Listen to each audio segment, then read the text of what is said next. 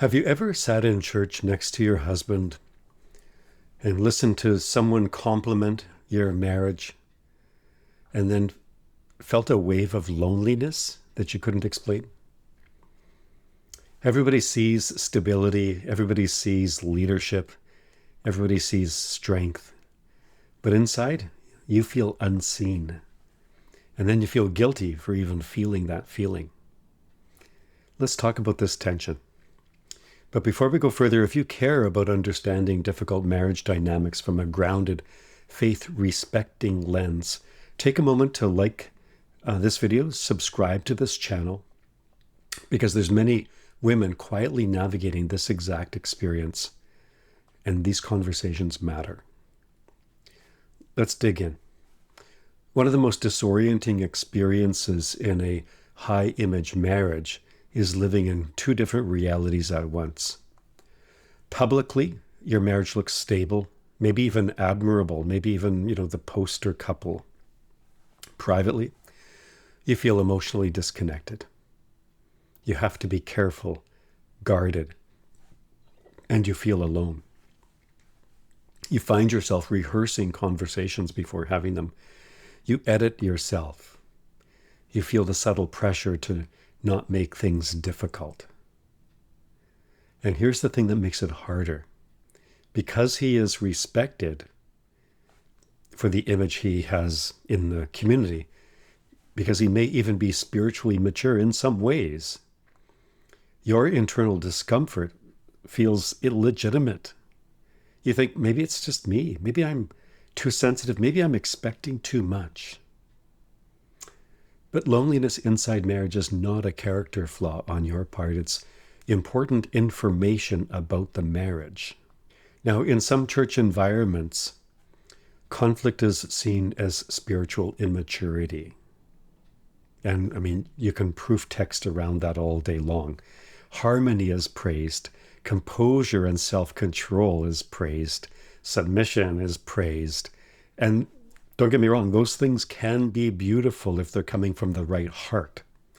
But sometimes silence gets spiritualized.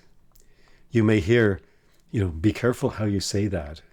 Or you may hear, I think you need to pray more. Don't create division.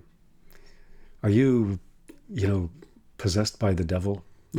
That's a little extreme. But I've heard it. Now, let me say this clearly. Scripture is not the problem. Distortion is the problem. The misuse of Scripture. What it is, at the end of the day, it's spiritual abuse. When spiritual language is used to avoid addressing real pain, that creates isolation and gaslighting. See, God does not call you to perform peace while internally you're unraveling. When you consistently manage both the marriage and the image, you're going to become emotionally exhausted because you have to invest extra energy monitoring your tone. You end up protecting the reputation of the marriage and the home, and you end up regulating the atmosphere. So you soften your concerns, you let go of the things that are important to you, and over time you just stop bringing things up. Not because they no longer matter to you, quite the opposite, but because it feels pointless. And there's no way you can call that spiritual maturity. That is emotional exhaustion. Here's something many women don't realize.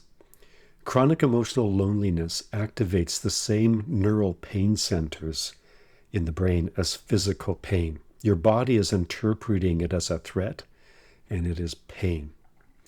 That's why you feel tense. That's why you feel off. And that's why sometimes you cry at night when nobody's around and you don't even know why. If this feels familiar, I want you to hear this very clearly. You're not dishonoring your faith by naming the loneliness. And you're not betraying your marriage by acknowledging disconnection. In our free Detox the Marriage community, we unpack these tensions carefully and respectfully. We do not attack the church. We love the Lord. And we do not encourage rebellion. And we're not, advocating divorce. We're restoring clarity. If you're ready for a more personalized direction, you can schedule a quick start call with us. This also is it's not a pressure conversation. There's nothing for sale. It's a clarity conversation. You see, you don't have to sit in a pew smiling on the outside when your soul feels alone. You deserve emotional safety.